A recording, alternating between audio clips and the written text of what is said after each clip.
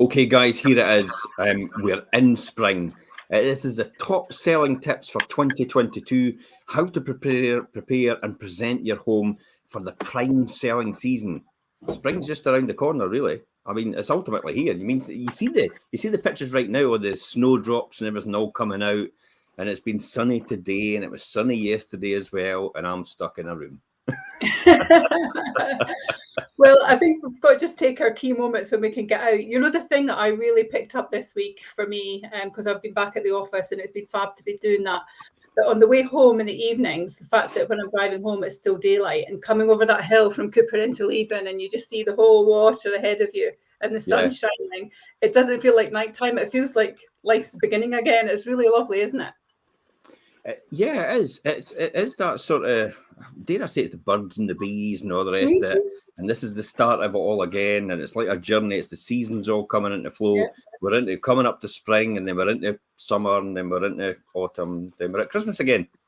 Oh God, you just took the high back down to the low. Guys, for everybody out there watching, this is ultimately how to make the most of the springtime if you're selling your house. This is a masterclass, and we're going to give you it all for nothing. We're going to tell you the best things you can do to get the best value for your home, to get the best negotiation as well, and also to get, most importantly, the flexible terms that you need for your entry date, because that seems to be the most important thing for people now, isn't it? Yeah, absolutely. It's certainly what we've been finding, Jimmy, isn't it? Yeah, I was actually speaking with a client today where that was a real concern with them about getting the words that most people use, kicked out of their house or have to move out and nowhere to go. So another evidence of that today on how important that is, and qualifying people that come and see your home, and knowing the market well enough to find the people that are willing to do that for their dream home and their next home.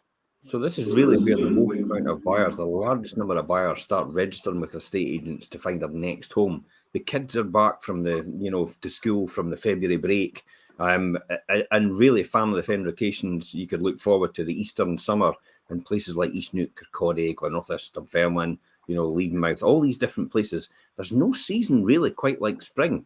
I mean, moods start to lift as the days get longer and brighter, and thoughts begin to shift from the indoor nesting to the outdoor fun.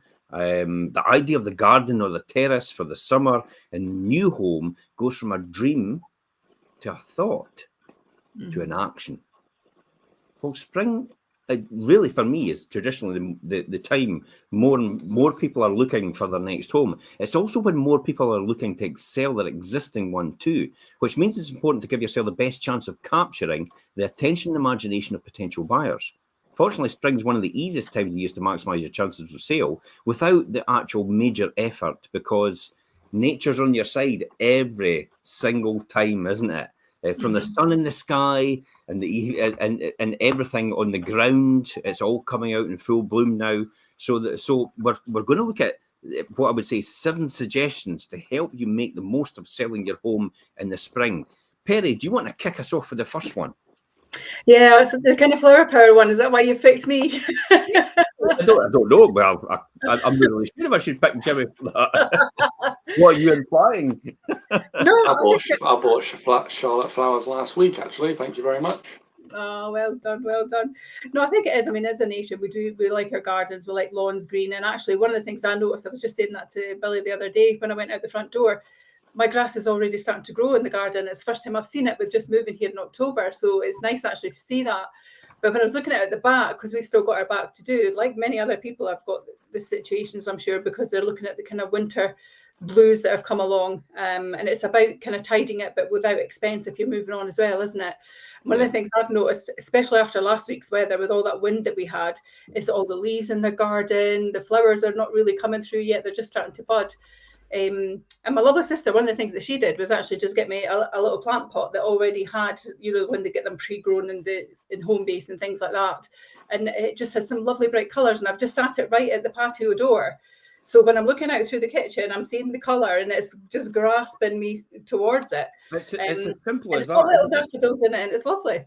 Yeah, it really is as simple as that. I mean, for Mm-hmm. people that don't have massive plant beds and they don't have any space for plants, it really is that wee subtle difference about putting a plant pot or a wee maybe one of these wee box plant pot boxes, and then just put some flowers in there, some daffodils, some crocuses, some anything like that, and Well, this just one, it sends that right message out when people come to the door, doesn't it? Well, it just looks vibrant as well. I mean, the one that I've got, and you know, we would suggest that it's kind of like daffodils and tulips and hyacinths, because they're all kind of coming to market and blooming nicely. And hyacinths have got such a fantastic smell as well. So if you have put them kind of out in your back porch area and you're opening those doors and someone's walking out, straight away they're seeing this vibrant colour. Even if the rest of the garden possibly doesn't bring that forward, they can see potential because they've already got that positive spin look on the garden, haven't they? Yeah. And the scent that comes from those. So pots are a great way to do it.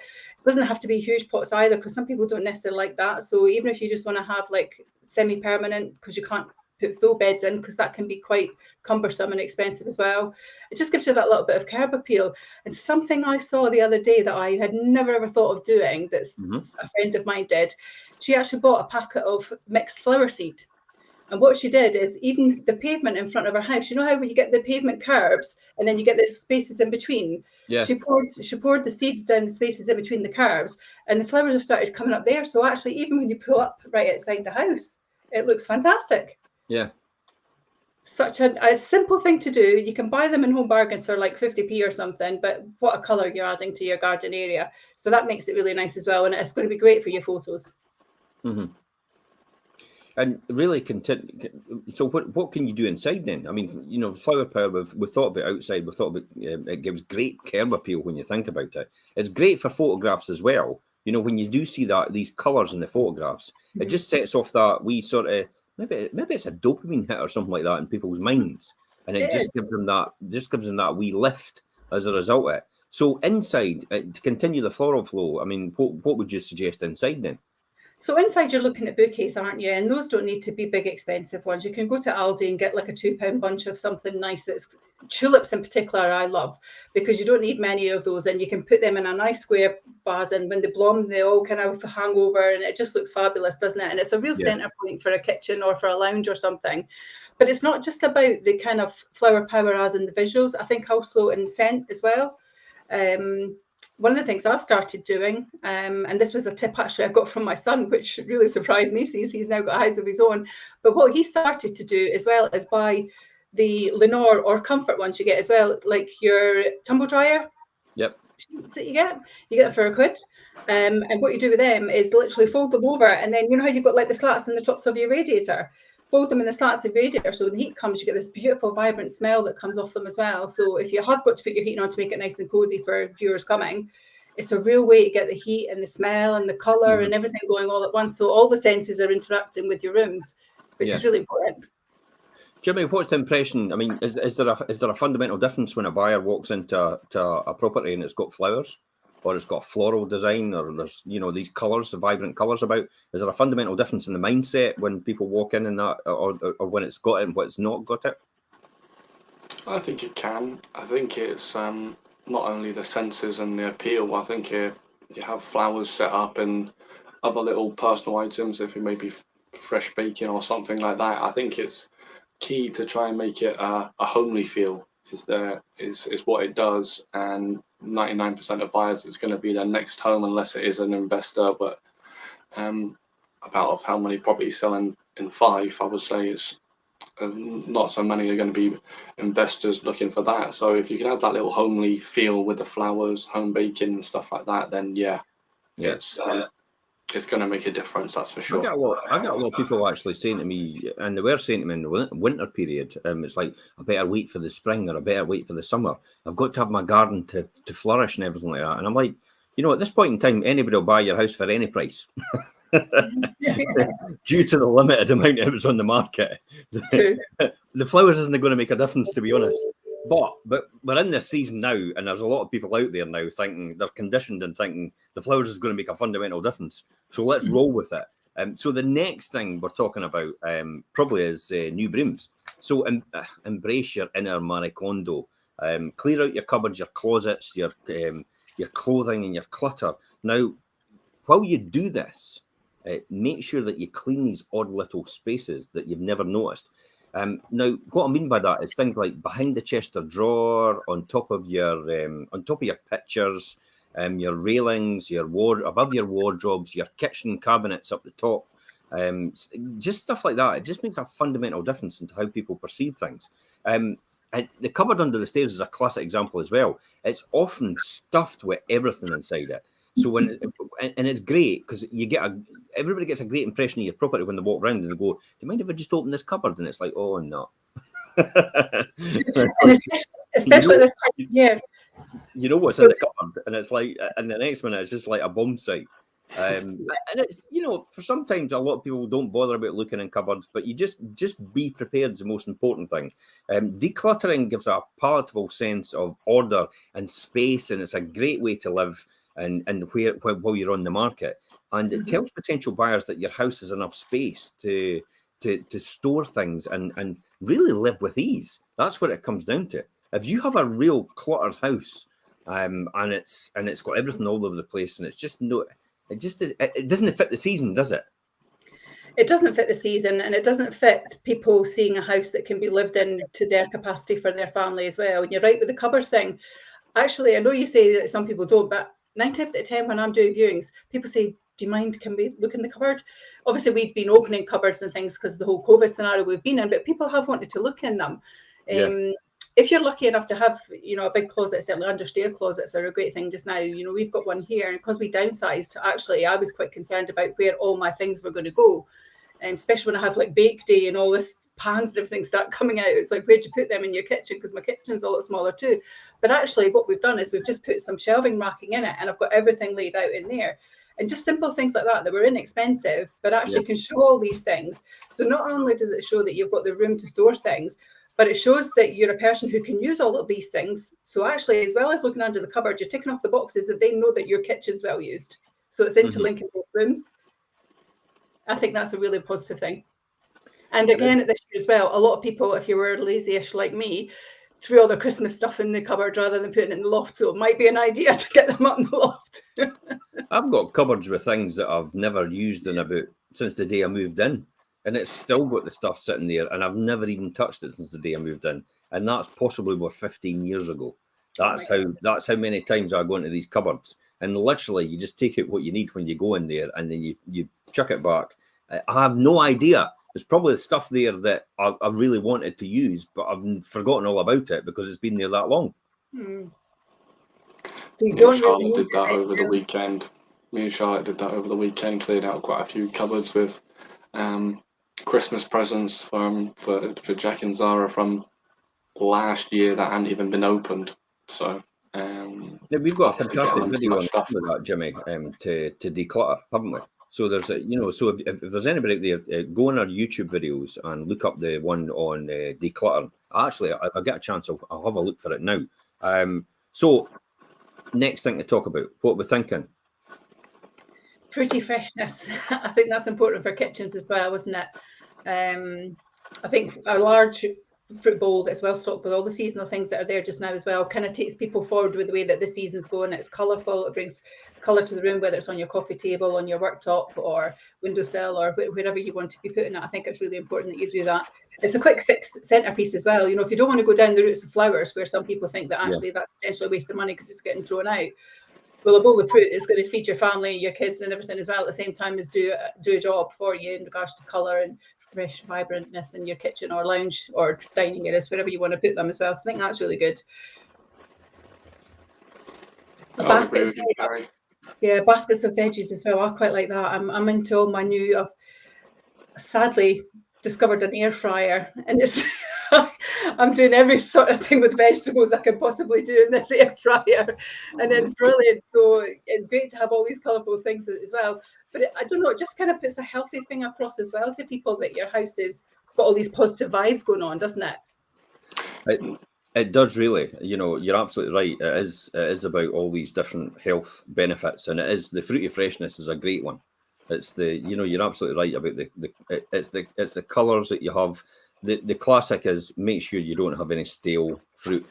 It's the worst thing that could ever happen. It's if your bananas aren't yellow, and they're maybe got a whole lot of black spots on them. I know that's the healthiest to eat, but the reality is hide them somewhere because it just makes it look like it's out of date or there's something wrong. It's like we've all got this. This is all about conditioning, and we have been constantly conditioned by adverts over the years to make us think that, you know, a ripe banana is a yellow banana. We've also been conditioned about things like there's certain scents it will be fresh. I mean, the classic example is lavender, and that's driven by comfort and Febreze, isn't it? It's that it automatically, if you smell lavender, you automatically think something's fresh, even though it's not fresh at all. But it invokes that difference. And vanilla is probably a classic other one as well that actually is that impression. And it's all these different things about that fruit gives off, and these sort of vibrant smells, I would say. I think it's not just fruit things either, though. I think vegetable things as well. Anything that's kind of telling people that this kitchen's workable and it's lived in and it's used and it's feeding families. Yeah. You know, people, I've done viewings. I did a viewing at a property recently who actually really took this to the next level, and it was brilliant. And they had jars with lemons in, the jars with limes in, but they had little pot plants as well of red chilies growing on their windowsill, things like that. So again, you're given all this positive feedback in regards to what's going on in that room, which tells people that it's functioning and that it's looking after a family. And I think that's a big selling point for a house as well. Absolutely. I mean, you know, we'll come back to the flowers as well. I mean, just the different smells of flowers can make a fundamental difference as well, isn't it? I mean, things like ZZ and Japanese peace lilies, succulent modern pots, all these different things. I mean, minimalist white. So wee pots, minimalist white, concrete grey, or dark and matte mysterious tones, all had a touch of life and, dare I say, Instagram hip to the situation. If you have older plants that need a bit of help, then clean the leaves gently with a cotton wool and then do things like that. That, you know, the worst thing ever is to go around and you just see your, probably the classic example is the rubber plant. Yeah. You know, that's the one, and you tend to find every single time you walk into an office even, and it's just covered in dust. It's just no great impression. So it's all about making sure, and if the earth's all moldy and stuff like that as well, because it's been there for a constant period of time, then just replant it somewhere. Do something different. Prune away all these dead, you know, bits. Spider plants are classic examples of this. You know, spider plants get everywhere, and over a period of time, it's almost like, you know, it's almost like, you ever watched that film The Blob? It's almost like spider plants just do that sort of thing, don't they? They just they just appear and they just grow and move into other areas, and you didn't really notice it. But then if you're away and you come back after a long period of time, you would notice it straight away. But because it's just gradual, you don't realise it's happening. So all the wee dead or withering houseplants overtake your room, and it just doesn't have enough light as a result. And to the viewer, it looks drab and dingy, doesn't it? It does. It definitely looks like it's closed in and that it's not got vibrance about it, which means actually, why would I want to live here? Because there's nothing that's giving me any oomph factor to it, and it just a bit drab. And agreed. Okay, so let's talk about colours and depths. I mean, dark painted rooms are very in at the moment, you know. But people still expect to have enough daylight to make them appealing, especially in the springtime. If your room is giving more gloom than glam, then consider repainting at least one wall in a light tone. I mean, there is also the thought process that just one feature. Does the one feature wall still work with the lighter tones round about it? Is that still a thing? Have you got that, Perry? I've just redone. Yeah, to be honest with you, I think one of my house is the one that every single wall was dark painted. It didn't suit me. I felt that it made everything closed in. So what I did basically is we have gone with a nice creamy colour on all the walls, apart from the main wall in most rooms. But on that main wall, we've gone with something really vibrant. See that creamy colour? Is that magnolia then? It's not magnolia, no. But it's not white either. So it's off white, off cream, off white. Yeah, something like that. I think they call it wheatgrass or something. Yeah, it's something like that. But it has made it nice and warm, actually, by having then the bright colours on one main wall. It just vibrates the room a little bit as well and makes it look much more appealing to the eye. And now what I've really noticed as well is how light the house is getting, because now the sun's shining through the lounge. Yeah. In the mornings and at night when we're getting home, the room is just lit up and it's lovely and warm, and it just feels cozy when you come in, rather than clinical by having light walls, because you've got this colour on the other wall as well, and then it's nice, and it just makes a nice feature for you as well.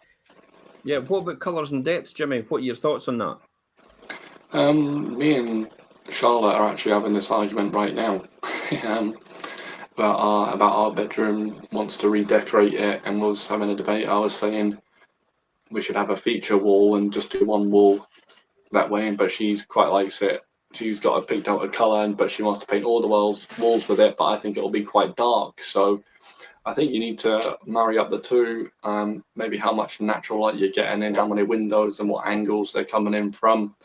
The sun will be coming in from, that is, and how much light you're going to get in terms of how many walls you paint a dark color. Dark colors are definitely in what I'm seeing right now. I'm going out to see people's properties. In my opinion, I like the feature wall, but it's not going to suit every property. Like our bedroom has windows from two sides, so there's going to get a lot of natural light. But I think, in my opinion, I like the feature walls.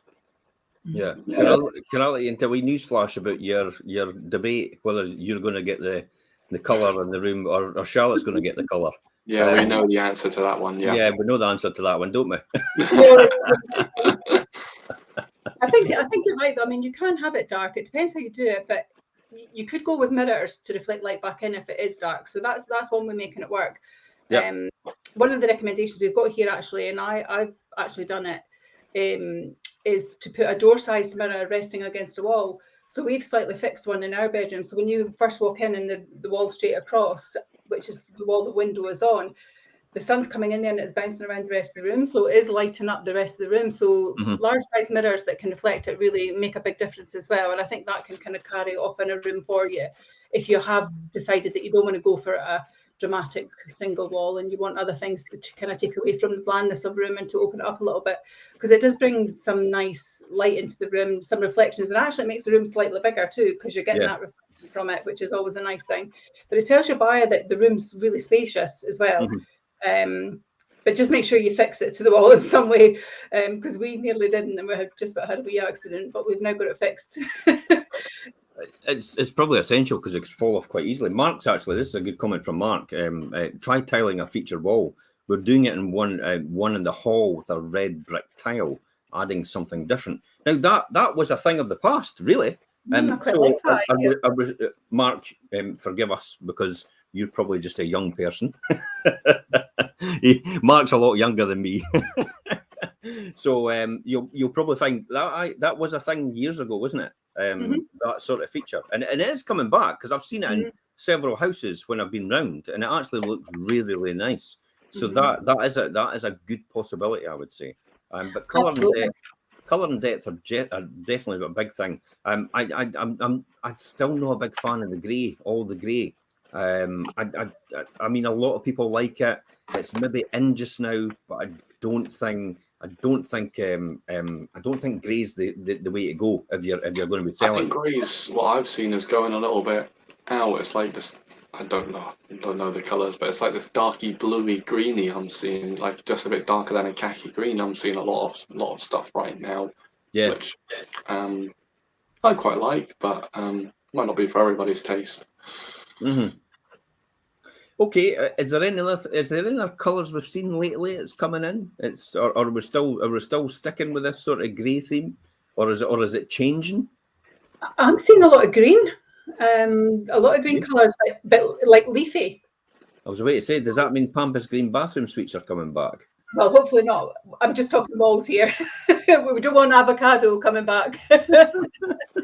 But no, I think it's in because I've recently done it, but somebody else might have a different view on that. But certainly I've seen it. And actually what made me do it is the beautiful house that we had in Anstruther.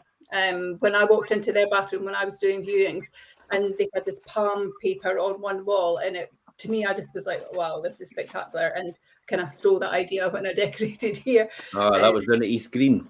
At East Green, yeah, East Green. It was just beautiful what they did with that bathroom. It was smashing. So I kind of took that idea for my kitchen, actually, and I really quite like it. And I kind of watch these TikToky things and everything like that. And what I'm seeing is definitely kind of, you're getting a lot of kind of flowers and green and bird type colours that people are using to brighten up their rooms. And I think that's really quite spot on, because then you can accessorize, like you were saying about the plant pots, with having just then, you know, terracotta or slate or grey, and doing them in different ways to kind of downtone some of the colours to bring a room together so it's not all in your face. You know, I think gone are the days when we think back to the 80s, Jim, which is what we were in, where, you know, everything had to match. If you picked one thing red, then everything had to be red in the kitchen. If you picked one thing orange, then everything had to be orange. You know, I don't think we're in those kind of terms yet, but I think we do need some kind of drastic colours in rooms. It'll come round full circle, won't it? So Mark chipped in and said, copper features a great addition now. Pastel pink and green will be popular now as well. So that's kind of on the same lines that you're saying. So we'll probably see these themes coming in throughout the year now. Yeah. Okay, so probably the next one for me is just nab a newspaper. Now, what we're not talking about is for property advertising. The internet's your friend for that when it comes down to that, and social media. But for your winter rain spattered windows, Spring Vibe was all about clean with a ping in every area around the house. So get a newspaper and vinegar, or get a window cleaner around to polish your windows to high shine inside and out, and make sure the mirrors are free from dust, streaks, baby fingerprints, and give a glistening pop to your home. I tell you, a classic one as well is the edge of doors and light switches. Yeah, it's like that's a big thing for me. It's, you know, the whole house is actually immaculate. Then when you start to look at the switches and the edges of the doors, and maybe a corner of the hall or something like that, their pet's been rubbing back and forward on it, or they've been scratching on it, and I have suggested on occasions it's that bad you can't really repair it as such. I just put a blanking plate on it. Kind of like a corner plate or something like that, because it look better like that than actually have it absolutely, you know, torn apart with the dog or the cat. Well, actually, you gave us that recommendation, Jim, when we sold with yourself, because Jock used to do that. When the postman came, he used to get dead excited, and he used to scratch one of the bits of the door. And we ended up doing that, and we just put it's like a little kick plate type thing on there. And it just was a nice way to kind of camouflage it, but also secure it a little bit better as well. So it does make it look quite nice. But as well as the newspapers, another great thing is you get these glass cloths now as well, Jim, where you can basically, you just wipe them without using any, you know, we want to be environmentally friendly as well, so you're not using all the sprays and chemicals and stuff. These glass cloths are brilliant for cleaning as well. So that's a kind of another top tip for doing them. It's a huge difference when you walk into a room as well, because you've got the sun coming in the windows now. So if you see the streaks or you see anything out of place, it just highlights it so much. And, really then it does give the wrong impression, doesn't it? Especially if you've got a fantastic view. If you've got a fantastic view from your window, for goodness sake, make sure you exploit it as much as possible by making sure the window is actually spotless when the person comes round the view. The other top tip for you is, if you've got blown seals on your double glazing, is get them changed now. That's I'm adamant about that. It's like, you know, because what happens, it immediately downgrades your home report, because it highlights on the home report that there's got burst double glazings. And it's the old thing I keep saying about, you know, you used to be told about cars. If you went to see a car and you had one thing broken, you would be guaranteed that there was two other things you haven't seen yet. And it's that sort of mentality. It just gives the wrong impression. And for all the little expense, a big one for burst panes is Velux windows. They go quite a lot. I see that quite a lot. Now, a Velux window is quite easy to do it. You could literally do it yourself if you knew what you were doing, because you just pop the window right round. You take the two screws and you put them back in on the sides, and it actually lets you put it in and lift the actual window out and then put it down on the ground. And if you've got a ceiling kit, you take off, you put the window on. The kit costs, I think it's about £100. You get the wee code on the Velux window, GGL25 on the plate when you open the window itself, and it tells you what one to order for the kit. It's about £100, as I said. Take the window out, you put it in, and you can put it back in yourself. If you need a handyman to do it, you can still order the kit yourself and just get them to take it out and put it in, and that's it done. It's as simple as that. It's not a huge exercise. But a lot of people actually leave their Velux windows because they don't realise that they're actually prone to blowing, basically because the most of the heat hits the roof, and that's where it is. So that, for me, that's a big thing to change. It wasn't a lot of houses that I'd actually seen, and I recommended recently.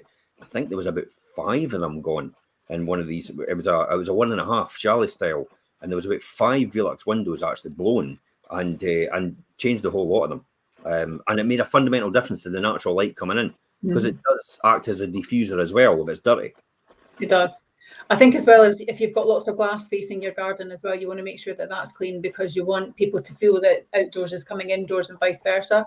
You want them to be impressed by that rather than have this mugginess that just doesn't give them any clarity to anything. And as you say, Jim, if there's things that are broken like that, then people kind of look at that and go, well, hang on, and then they start paying attention to much more of things, don't they? And then suddenly, actually, one little thing becomes 10 things, and suddenly it's, yeah, we don't like it.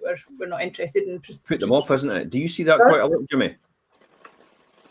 Yeah, I have people always asking questions, especially with if it's blown double days, and that's quite a common one. And as you say, it's not really a big fix. But I would say, if you don't have that, keeping them clean is a big thing. And sometimes this time of year, it's hard to even notice it sometimes, because as you say, the sunlight, like we had the in-laws round recently, and it was actually just happened to be a nice day, and it was our patio doors lead onto our garden, and I looked over at the window and opened the curtains in the morning, and there was just Zara's handprints everywhere, and I was like, God, the in-laws going around, I better get round there quickly and clean all those. But I hadn't seen it for that long, and it had been raining for the last 3 or 4 days. So just keep it on top of it as much as you can. You don't need to be religious with it, but if you know you got viewers or know you got people coming around, just half an hour in the morning doesn't take much of your time. We actually see it with pets on the windows and that, you know, when they've just brushed against the window or something like that, or their nose has touched it, or their paws have actually touched, because they tend to scratch at the window to get in. But then when the sun comes out, you notice it immediately. And you don't actually see it until the sun comes out. But then by that time, if you've got somebody around the house and you're taking them around for a viewing, you're too late. That's what, you know, that's the reality. Probably one of the top tips as well is, even though it's into the summertime and into the springtime, make sure you just put all the lights on in the house. And I know it sounds daft, but at some point in time, what happens is the light changes in your house because the sun goes behind a cloud. And so all of a sudden, a room is nice and bright and airy, and then the next minute, the sun disappears behind a cloud for a fraction, and then it just goes completely dark. So you're better to switch all your lights on anyway, even though you don't think at that point in time it actually makes any difference to the light in the room, just in case the light in the room actually changes because of the sun. It makes a massive difference, actually. And that's one of the things that we religiously do when we're doing viewings. We always get there beforehand to prepare a property with exactly that, with the right doors open, with all the lights on, and not just your big light, as we would call it, but all your lamps as well, and all your little knick-knack support lights, because those are the things that really brighten up. If you've got underlights in your kitchen and things like that, it really makes a big difference. Candles are a big one. You know, I like the fact that when you walk into the bathroom, sometimes people have got candles going, and it just gives a nice feel, a nice relaxing feel. It sets the mood for the actual bathroom itself. It does. Yeah, and kitchens probably that you could work with that as well, with maybe incense or something. You know, some sort of smell. That brings us nicely into things like fabric conditioning. I mean, for smells, the most important thing as well is if you've got curtains or blinds in need of help, hoovering with a handheld and high-powered vacuum can take a lot of surface dust off, but sometimes it's worth actually just sticking your blinds in the bath. If you've got the vertical blinds, stick them in the bath, just give them a quick wash and a rinse. Make sure you've got maybe a fabric softener in there as well, or something that will give them a nice perfume to them. Then when you hang them back up, they'll be wonderful, and that aroma will go right around your house as a result of that. So if anything looks drab, wash your curtains. It should be laundered, dried, ironed, rehung, whatever. It just makes a fundamental difference. Make sure as well as you get all the curtains and blinds open, so there's a lot of natural light coming in the day.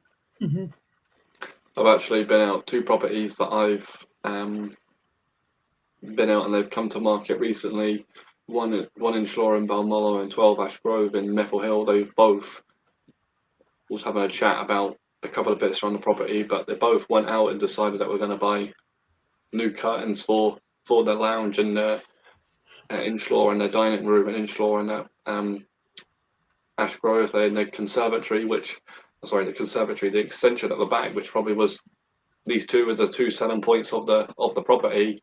Yeah, They got new curtains for that reason, because it was a selling point and where you're gonna try and finish the viewing. And they both sold in-floor in I think about a week in Ashgrove in 4 days. So yeah. Well, that is a good point. And on that note as well, probably bed linen. You know, it costs literally what, 20 quid to get a new cover for your duvet and your pillows. Mm-hmm. So 20 quid, new cover for duvet and pillows, stick it on, makes a fundamental difference when people walk around, plus the fact in the photographs, it looks amazing. You don't have all the wrinkles. I mean, I'm a big thing. It really gets me when I look at a photograph and there's wrinkles in the bed. Mm-hmm. So when I go around and I'm doing a viewing, I make sure there's no wrinkles in the bed, the pillows are all in the right place. So when people walk into a room, it doesn't distract them from the room. That's the most important point. My biggest advice I could tell anybody: don't give anybody any reason to be distracted from the house itself. Mm-hmm. So it literally is do all these different things to compound that difference to get somebody to focus on what you've got. That's probably my best advice. Any other things about the curtains and stuff like that, Perry? Yeah. Before we move on back to the curtains thing, but also with the bedding and the crinkles, the other thing that I do when I'm at viewings as well is if there's towels hanging over the bath, that's a no for me. Towels hanging over a bath, they need to be rolled in on a shelf or hanging somewhere on a hook behind a door or that, but not over a bath. But that's just a little thing. But yeah, I mean, as well as the dusting and the freshness of it, I think one of the things you can do as well, because the sun is coming in and it's heating the things up in your room. Even some of these fabric sprays that you get, like you mentioned Febreze earlier on, Jim, for instance, you can just spray your couch. If there's a bit of your rug or your couch or your curtains that are getting a lot of light and sunshine on them, as that heats up, it's going to let that smell out as well. So that makes your room much nicer as well. So I think that's really important to do it as well. But just making sure that you're washing your curtains or replacing them if you need to, and maximize your daylight. Make sure that your blinds are wide open. You've not got them on the tilt, that you've got them in a nice position where you're showing off the blind, but also letting all the light coming in.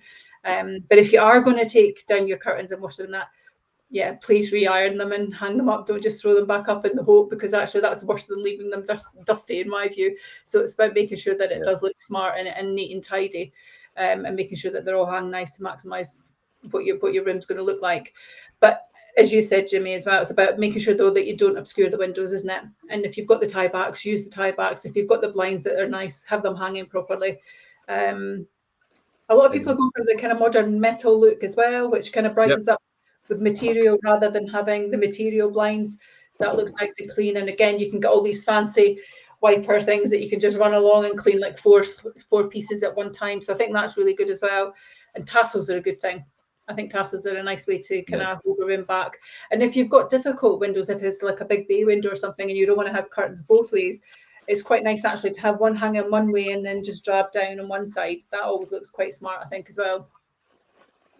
I used to just get a set of curtains, and actually, you know, when you had probably just the single windows, rather than actually put two curtains on, I would just put one curtain because it reached right across, and I just put a tie back right across it. Yeah, it looks nice. I just used one curtain in itself, and that's it. That's all you needed. So basically, I'm a cheapskate at heart, really. That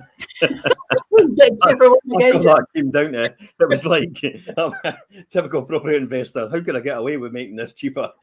But you know, it worked because I didn't see the point of having two big massive curtains on one single window, because it just didn't make sense at all. And it because it was on both sides, it actually took a lot of natural light away. So I actually thought it was quite nice just to have one single curtain with that drape along, and then the tie back as well, and then it just sat perfectly in there, and then the sun came in from the side. So I thought it was a great top. Another top tip I actually thought about the now is make sure that your dishwasher isn't smelly, your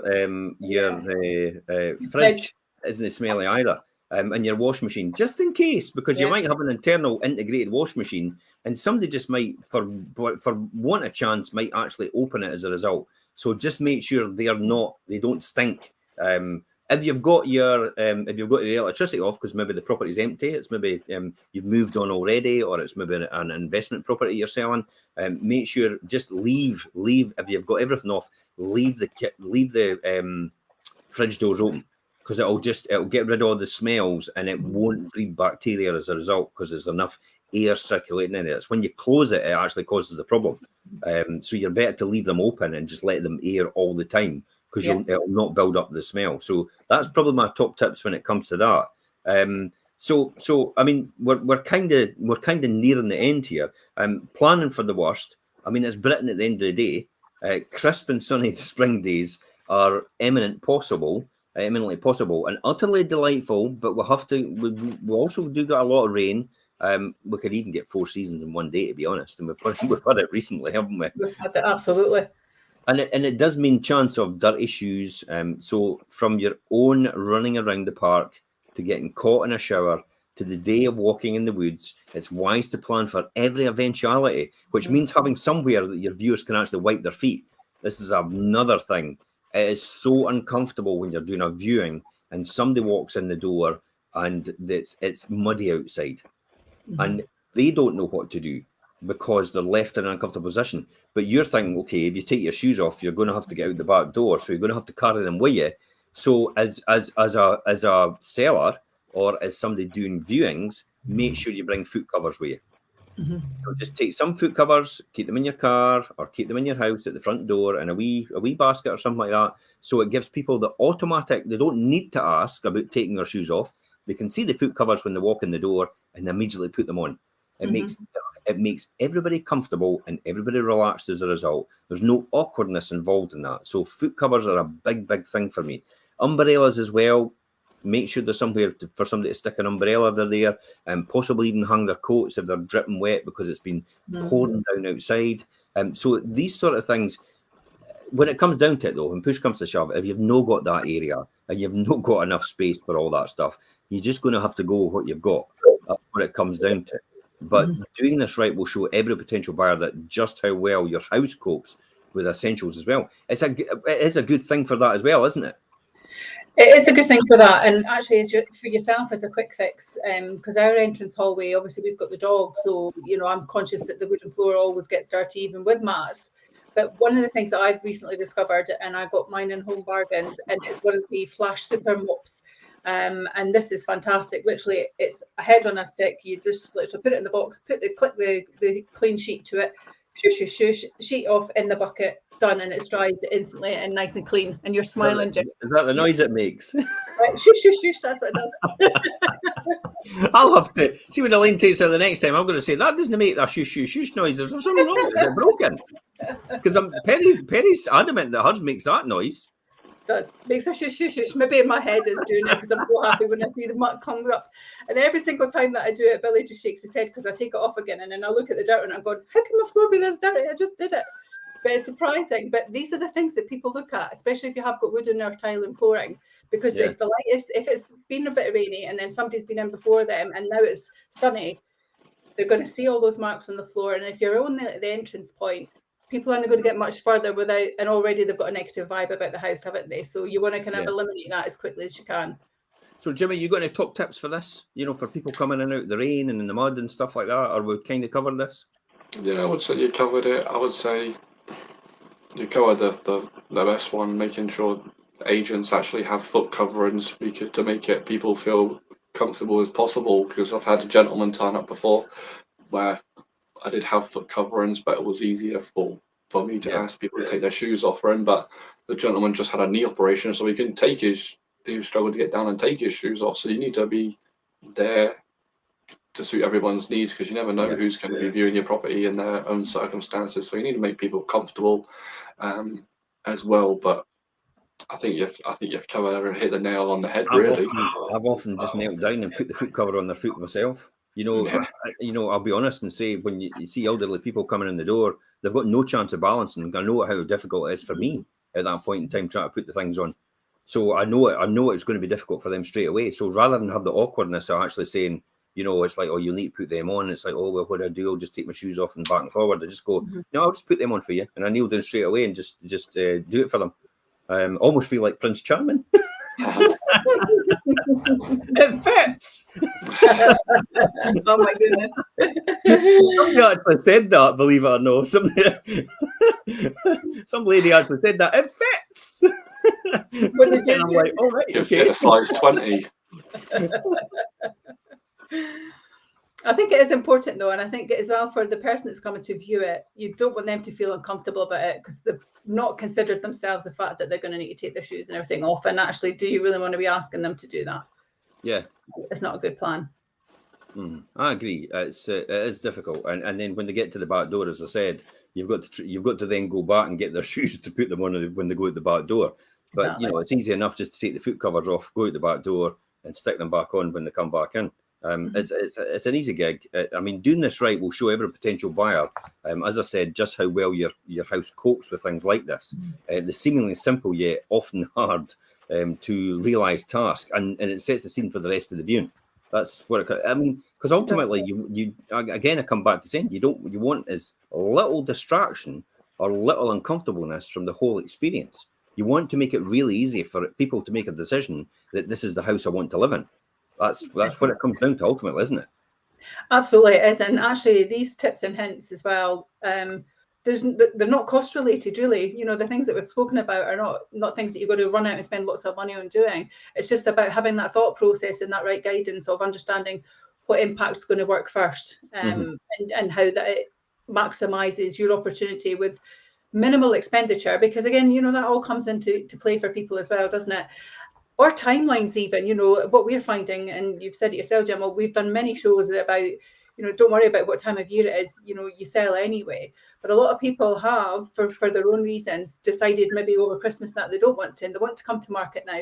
So we've got to make things easy for them to do that, but also for them to get the best result that they can get because they've waited quite a few months now.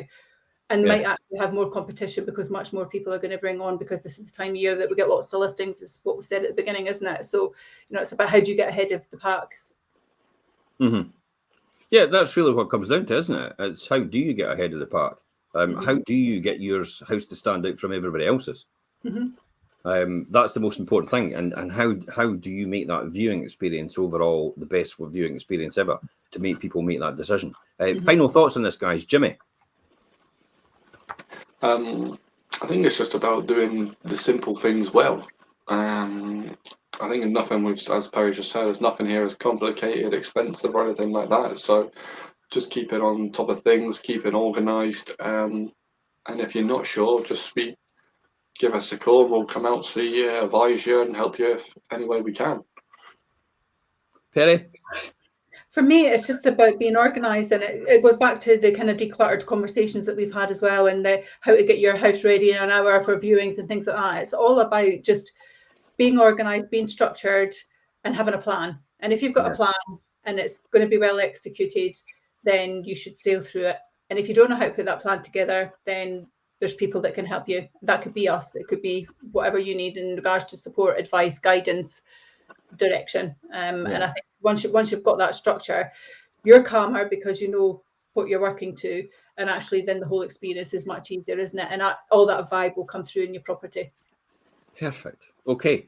The one thing for me, I've put for anybody out there, I've put the declutter. So the 5 top tips to declutter your house, literally as a video I did for 5 minutes in lockdown a few years ago. But it's still so true today. All these things seem like common sense, but the thing about common sense, it's not that common, is it? That's really what it comes down to. And you don't know what you don't know until someone like ourselves actually tell you this is what you need to do in order to do that process. But it's about getting your ducks in a row, and all these little details will compound to the very end to give you that fantastic result. And if you found these tips and ideas useful, then please share them with someone else, because there could be someone else out there that's thinking, what do I do? How am I going to organise this? We see that every single time. Most of the comments and every single thing in the Esters, when everybody voted for us the other night, I was going through them today. We've got 250 votes for us, and 250 votes at 98% approval rating. It must say something. But what came out in that whole thing, the theme there was, it was so stress-free and relaxed because they just took care of it from start to finish. I didn't need to think about what I needed to do next. They did it for me. They just walked me through the whole process. So we just assume that everybody knows this, and everybody knows what to do and how to do it, and knows what to do when someone walks in a door. Probably a classic example of that is a seller.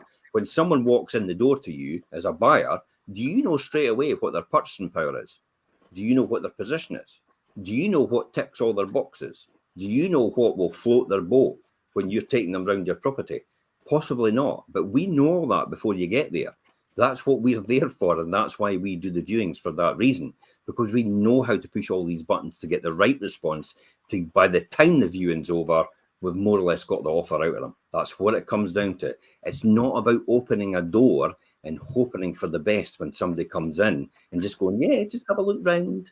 And it's like, then they ask questions. It's like, well, you know, it's like, I don't know. Go and ask the office on Monday. That is not what we're talking about. It is actually being able to give somebody an answer there and then, and so they can make a decision based on facts, or they will hesitate, and that will not produce an offer at the end. That's what this is all about. That's what the spring season is all about. This is what this vlog is all about as well, to give you that fighting chance to get the best result. But more importantly, when someone walks in the door, to get them to agree to flexible terms. It means a great entry date. We have got entry dates up to 9 months, up to 12 months, concluded missives, non-refundable deposits put down as well as a result. And it's just all works seamlessly and perfectly, so you can get onto the next steps of your journey in buying your next dream house. Imagine if you had the offer that you couldn't refuse, and you knew that was cast iron and set in stone for you, but you also knew you had an entry date which they agreed to say, take as long as you want to buy your next dream house. That is entirely possible if you do the right things and you make sure you've got the processes and systems in place in order to make that happen for yourself. So if you want more information on that, please feel free to contact us, message us direct on these posts, call us at the offices, email us, whatever you want. You can Instagram us, you can TikTok us now. You can contact us on YouTube. Somebody actually said the other day, I'm amazed at the amount of places we can contact you now. It is absolutely, truly amazing, but it is. You basically get in touch with us everywhere, and including right now. If somebody texts me on my phone right now, I would get it. That's really what it comes down to. So get in touch with us. Hopefully this has helped you. If it has helped you, please share it with everybody else so they can get that information and knowledge as well. And until next time, guys, it's bye-bye from us at Fife Properties TV. Bye.